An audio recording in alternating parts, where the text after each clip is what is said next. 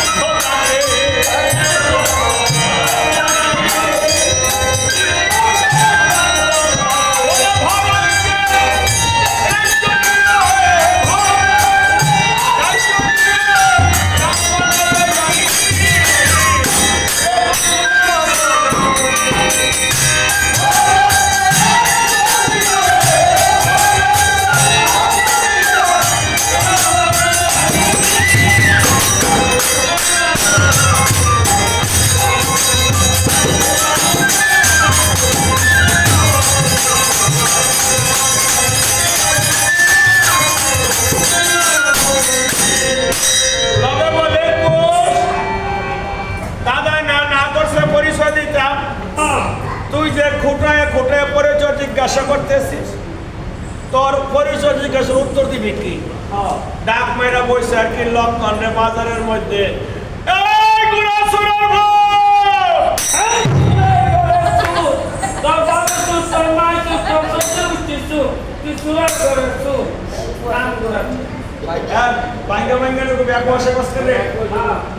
কি লাগে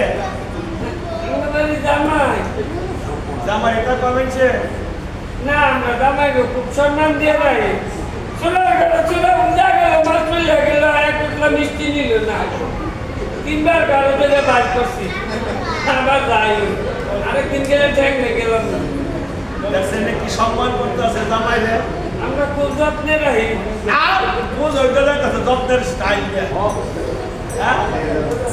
সমস্ত মন্তব্যের এসে ঢুকেছে একজন নাম ছিল সুমন্ত বলছে ঠাকুর লক্ষণ গন্ডগোলের কারণ এই যে গুড়াটা লইয়া গুড়া ওই যে আমরা করতে বাজার এটা গুড়া যদি মানুষ না এটা আস্তা গুড়া কেমনে বুঝলেন ওই এত বড় মানুষ হয় দেড় লোকের আছে বইছে করে দেয়া যায় না আস্তা গুড়া মাথা সুন্নাই গুড়া তাই সমস্ত মাধ্যমকে সুমন্ডল বলে ঠাকুর লক্ষণ তুমি দাঁড়াও এক পাশে বালক দুজন দাঁড়াবে আর এক পাশে ঘোড়া থাকবে মাঝখানে যার ডাকে ঘোড়া যাবে ঘোড়া তার বাপের হবে লক্ষণের মনে অহংকার আমার যজ্ঞের রস্য বৈশ্য আমার কাছে আসবে আর লব পুষি বলেছিল রস্য আমাদের মা যদি সতী সাবিত্রী হয় মার কথা অনুসারে যদি প্রভু রাম আমাদের জন্মদাতা পিতা হয় আমাদের সম্মান তুমি রক্ষা অশ্ব অশ্ব বলে যখন গো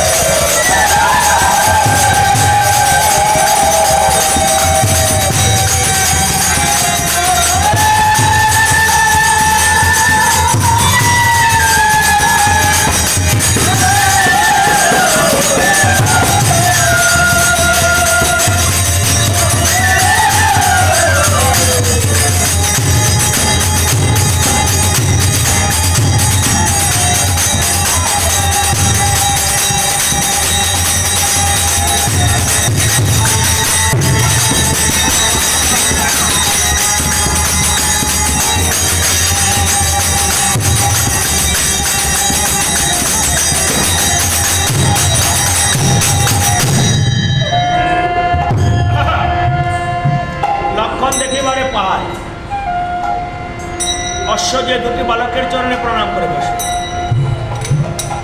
আর আক্রান্তের হৃদয় লক্ষণ চলে যাবে, অপমান কম করছে না, ঘোড়াটা দিয়ে লক্ষণ ঘোড়া নিয়ে প্রভু রামচন্দ্রকে বললেন, প্রভু এই দুটি বালককে আনা আমার পক্ষে সম্ভব। বাল্মীকি মুনি বললেন, প্রভু আমি দেখি তো আনতে পারি। তাই নন্দীগ্রাম ভরতবাজার দিয়ে বলেছিলেন, লক্ষসী চল। অগ্রে বাল্মীকি মুনি পশ্চাতে লক্ষস করেছে বাবা। প্রভু রামচন্দ্রের যজ্ঞ সরাজে দিচ্ছে দর্শন। ত্রিভুজ ধনুধারী শ্যামলা পিতামহ প্রভু রামকে যখন দুটি ভাই দেখেছে, হাত জোর করে দুটি ভাই প্রণাম করেছে। প্রভু রাম ওই সিংহাসন থেকে নেমে এসে দুটি বালককে জড়িয়ে ধরে বলেছিল, কেড়ে বাবা তুমি কেন? মনে হচ্ছে একটি সীতার মতো, একটি রামের মতো। বালক রে, তোদের বাবার নাম কি? চালাকি করলো কে? খুশি। আর লেখছে কে? কৃত্তিবাস পণ্ডিত। খুশি বলেছিল, আমি আমার বাবাকে চিনি না। কেন? বলে আমার জন্মদাতা জন্ম দেয়নি, জন্ম দিল পরে। যখন আমার জন্ম হয়েছিল মা ছিল না করে। জন্ম দিল যে জন, দাদা হলো সে জন, মাতা হলো ভগ্নী সমা, পিতা হবে অর্থাৎ কুশের জন্ম যখন বাল্মীকি মুনি দেয়, সত্যিকার অর্থে সীতা ঘরেছিল। তাই প্রভু রাম পুনরায় জিজ্ঞাসা করলেন, বালক তোদের মায়ের নাম কি? লবে বললেন, মায়ের নাম কি জানো কি? জনম দুঃখী। রাম চিৎকার করে উঠলেন, কি জানো কি? আমার সীতা নাম তো জানো কি? এরে বাবা তোরা কোথায় থাকিস? বলে বাল্মীকি মুনি তো। প্রভু রাম আবার চিৎকার করে উঠলো, কারণ এই সে যে 12 বৎসর পূর্বে 5 মাসের অন্তঃসত্ত্ব অবস্থা প্রভু দিয়েছিল। রাম দিয়েছে 12 বৎসর পূর্বে সীতাকে বল। আর সুশীল বাবু বনে দিয়ে গেল ওনার স্ত্রীকে। যতদিন স্বামী থাকে স্ত্রীর অধিকার সংসারে সত্য। স্বামী মরে যাওয়ার সঙ্গে সঙ্গে স্ত্রীর অধিকার অনেকটা হালকা। তাই যে স্ত্রীর স্বামী নাই, তার সংসারের পর কোনো পার্থক্য নাই। আর যে পুরুষের স্ত্রী আগে মারা যায়, তার কাছে পৃথিবীটা অনেক কঠিন, বিপজ্জনক। বাবা মরে গেলে মা সন্তানদেরকে নিয়ে চলতে পারে, কিন্তু মা মরে গেলে বাবার বড় কষ্ট।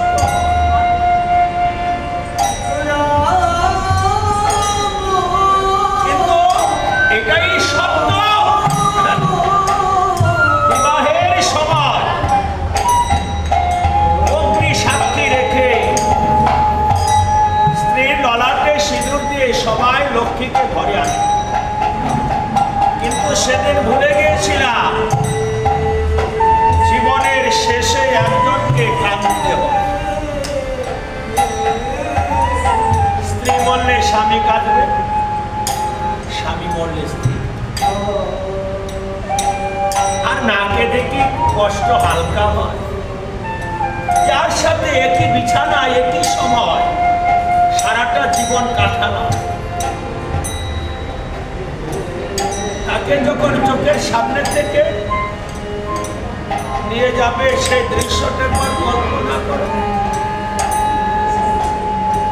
পাগল বিজয় সরকার, যিনি বাংলার মরমী কবি,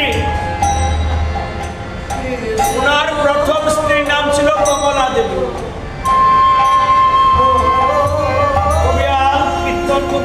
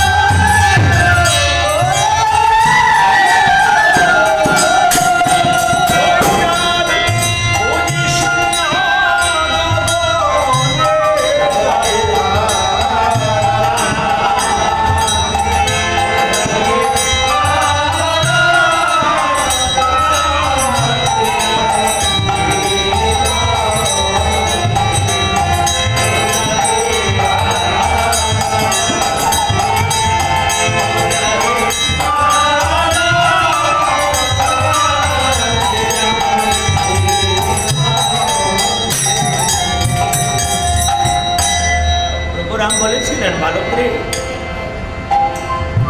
এই জীবনে তো কেউ আমাকে বাবা বলে ডাকবে। তোরা দুই ভাই যদি একবার আমাকে বাবা বলে ডাকিস, আমি অযোধ্যা রাজত্বটাই তোদের নামে লিখব। এই বাবা কুসুমবাবুর যত স্থাবর অস্থাবর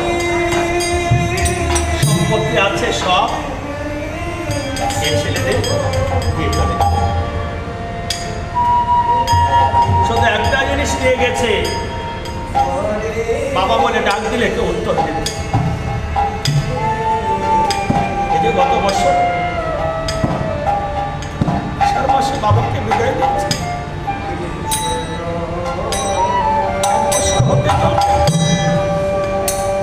বাবা বলে থাকবেন।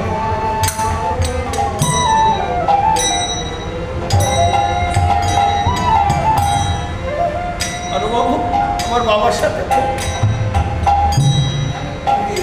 যখন ওনাকে আমি ফোন করলাম, মনে হচ্ছিল যে বাবাকে করছে।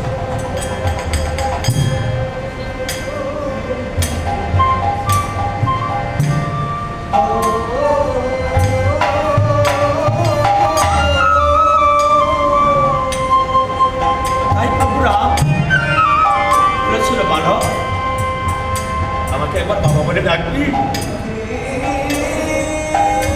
বাবা ডাকটা বড় আপন। তাই প্রভুরা বলেছিল, আজকে বাবা কুলে আয়, ও কুলে আয়।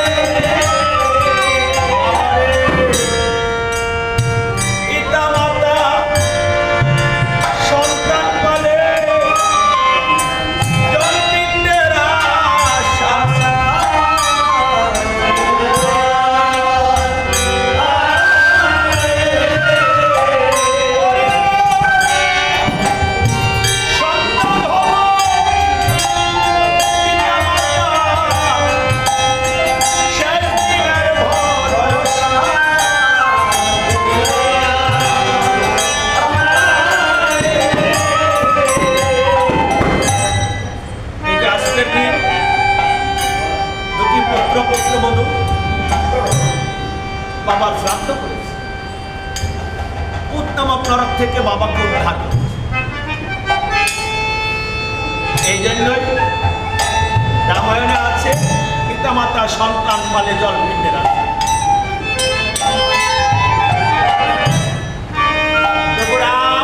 বালককে ধরে কাঁদছে। বাল্মীকি মুনি দেখছে লবকুশীর চোখের জল টপ করে প্রভু রামেরও বুক ভেসে যাচ্ছে। তাই বাল্মীকি মুনি বলেছিল, প্রভু তুমি তো তাদেরকে এনেছিলে রামায়ণ কীর্তন শ্রবণ করার জন্য, এখন পুত্র ভেবে কাঁদছ কেন? বলে মুনিবর, কেউ তো কোনোদিন আমাকে বাবা বলে ডাক দেয়নি, তাদেরকে বলো না ডাকতে, ডাকা হয় ডাকতে। কিন্তু তুমি তো এনেছিলে নিমন্ত্রণ করে রামায়ণ কীর্তন শ্রবণ করো, আগে রামায়ণটা শ্রবণ করো। বলে কি করে করতে হবে? বলে যার যার স্ত্রী বাইয়ে নিয়ে পুত্র করে নেব, লক্ষণ ভারত শত্রুঘ্ন যার যার স্ত্রী বাইয়ে নিল, পুত্র করে নিল। প্রভু রাম না চেয়ে স্ত্রী না চেয়ে। তাই বাল্মীকি বললেন, প্রভু যেদিন তুমি অশ্বমেধ যজ্ঞের সংকল্প করেছো সেদিন তো স্বর্ণ সীতা নির্মাণ করে তাকে বাইরে বসেছিল বলে, আজকে সেই স্বর্ণ সীতা বাইরে নাও। আর গুরু গোসাইদের যদি নিষ্পুত্র না থাকে, শিষ্যপুত্রদেরও কাজ চলে। হনুমানকে বলে পুত্র হনুমান নিল বলে বাইরে নিল স্বর্ণ সীতা। এই দৃশ্য দেখে বিনয় জমকারকে ভাই আমার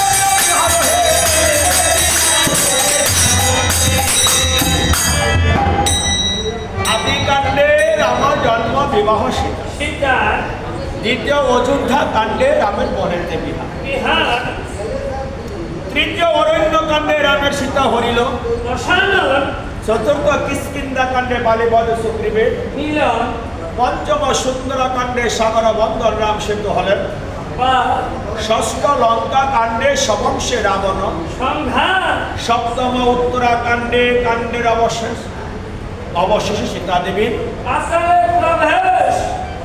রামচন্দ্র বললে, ওরে বালক ষষ্ঠ লঙ্কা কাণ্ড পর্যন্ত ঠিক করলি, সপ্তম উত্তরাকাণ্ডে পিতা পুত্রের রং, আমার তো কোনো সন্তান নেই রে, তাহলে পিতা পুত্রের রং কি করে হলো? বাল্মীকি মুনি বলছে, প্রভু কে বলছে তোমার সন্তান নেই? একটু আগে তুমি বলেছিলে পঞ্চমাসের অন্তঃসত্ত্বা সীতাকে বলে দিয়েছিলে। বলে হ্যাঁ। বলে যে সীতাকে তুমি বলে দিয়েছিলে আমি আমার মাকে রেখেছিলাম, আমার তপবনী 10 মাস 10 দিন অন্তে দুটি সন্তান মায়ের গর্ভে জমজ হয়েছে। ভালো করে তাকায় দেখো তোমরা 4 ভাই এই দুটি বালকের সাথে রণ করেছো কিনা? কোন সময়? বলে মুনিবর, বলে তারা, বলে তোমারই সীতার গর্ভের সন্তান। বলে তাদের নাম রেখেছো কি? বলে বড়টির নাম কুশ, ছোটটির নাম লব। লব কুশি একবার কাছে আয়। বলে দাঁড়াও মহারাজ। এরে বাবা বলবি না? বলে আমাদের মা যদি সবার মধ্যে এসে বলে তুমি আমাদের জন্মদাতা পিতা, তবেই না হয় তোমাকে বাবা বলে ডাকবো। পায় লক্ষণ আমার সীতাকে করানায়ন। লক্ষণ সে তো বলে যে মা মা বলে করেছিল দল। সীতা দৌড়ে এসে বলছে উঠো উঠো উঠো রে যাদব বাচ্চা দল, বল শুনি রে কেমন আছে রাজীব। লক্ষণ বলছে মা গো দাসের অপরাধ করো ক্ষমা, প্রভুর আদেশে তোমাকে দিয়েছিলাম বল। আবার প্রভুর আদেশ হয়েছে মা নিত অযোধ্যা ভুবন, চলো আমার ঘরের লোককে ঘরে যায়। সীতার পরনে ছিল শতছিদ্র বস্ত্র, এই যে ধুতিটা দান করেছে এই ধুতিটা আজকে আবার আমি মা সীতার নামে উৎসর্গ করলাম, কারণ সীতারও বস্ত্রদান হয়। তো যাই হোক, এখানে এই দানের যার নামে কীর্তন করছি ওনার ছেলে গিয়েছে, সুশীল বাবুর ছেলে 200 টাকা প্রভু রাম নামে দান করেছে। দানে ভক্তরা আপদ বিপদ দূর হয়, সবাই আমরা জানি। তার রামায়ণে বলেছে দান করলে ভক্ত ভগবানের সম্পর্ক গভীর হয়। অন্ধকার আসরে সুশীল বাবুর সন্তানের জন্য প্রার্থনা করি, ভগবান যেন সকলকে সুখে রাখে আর ওনাদের বাবাকে শ্রীরাম গোলক বৃন্দাবন প্রভুর চরণে স্থান দেয়। জয় জয়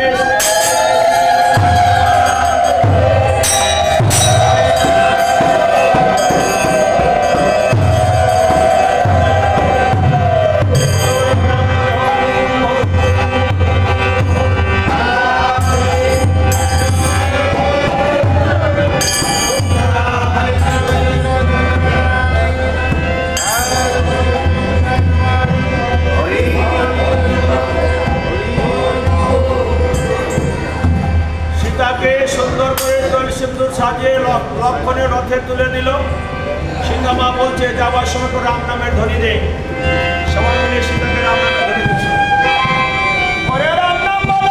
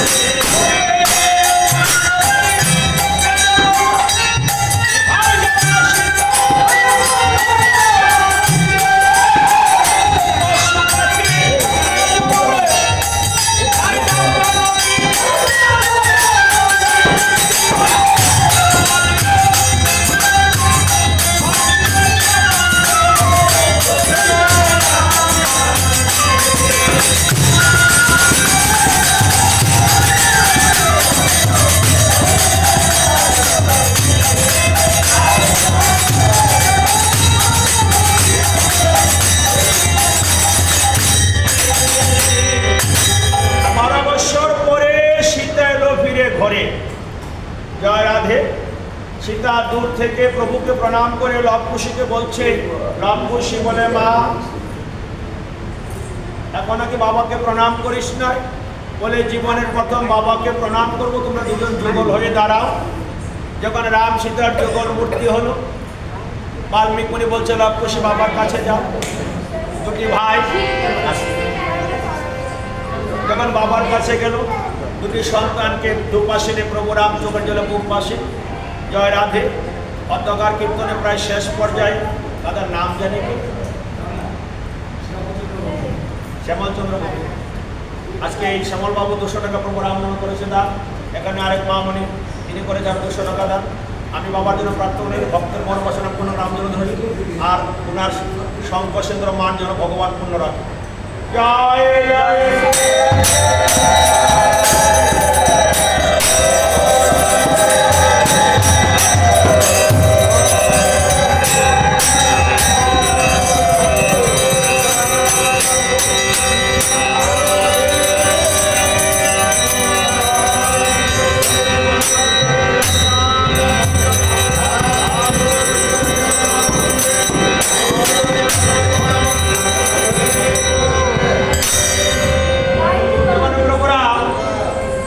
পাশে দুটি সন্তানকে নিয়ে দাঁড়ালো।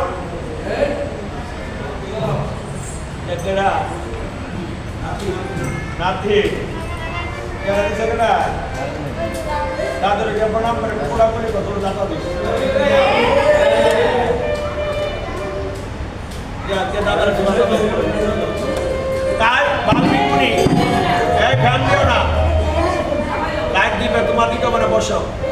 তাই বাল্মীক মুনি বলছে আজকে আমার 7ম কাণ্ড রামায়ণ পূর্ণ হলো।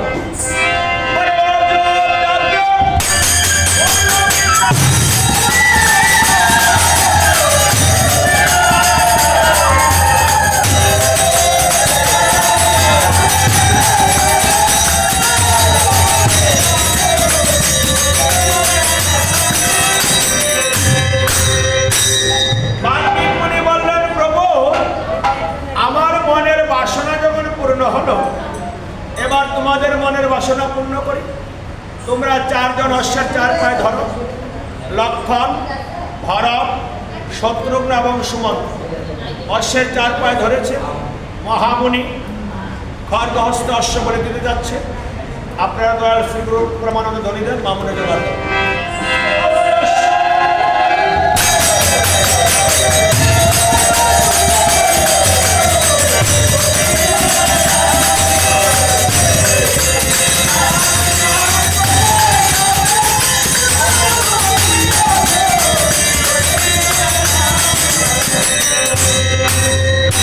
জয় রাধে।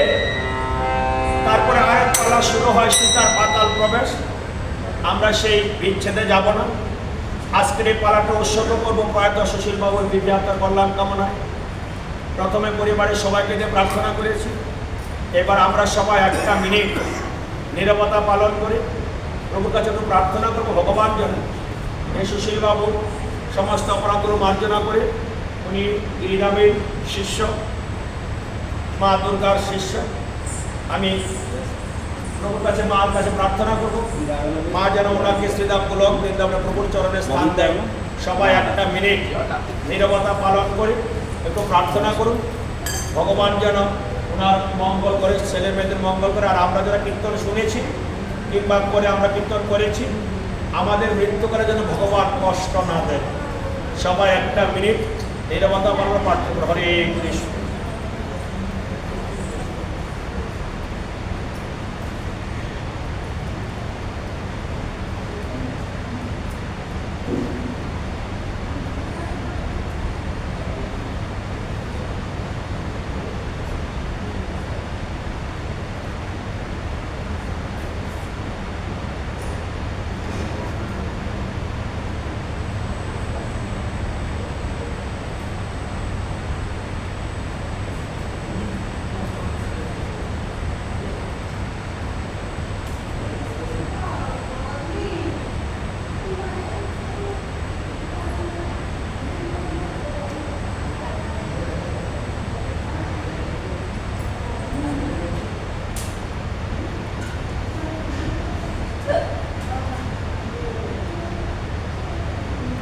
জয় জয় শ্রী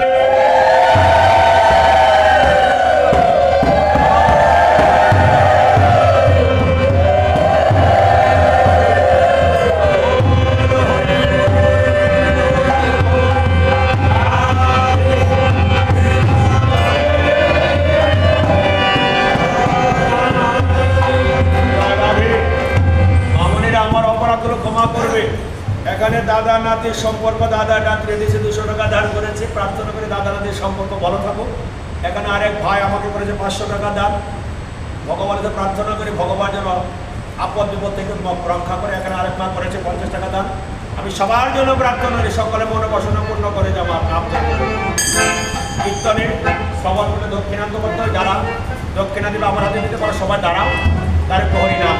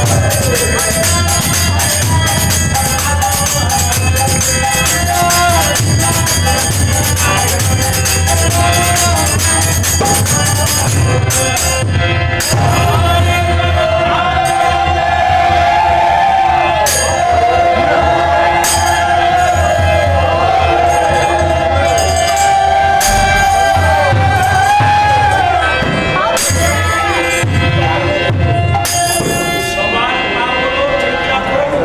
আমি একটু ঘটের জল দিচ্ছি। আপনারা কয় তলায় থাকেন? তিনতলা লিফটের কত?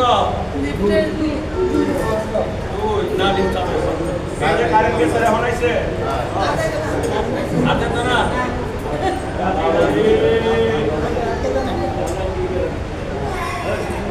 এই তিনজন বলদা, তোরা তিনজন গিয়ে পরিচিত করে আসো।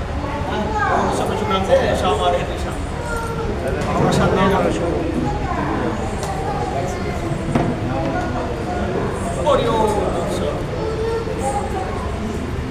সবাই পাইছে?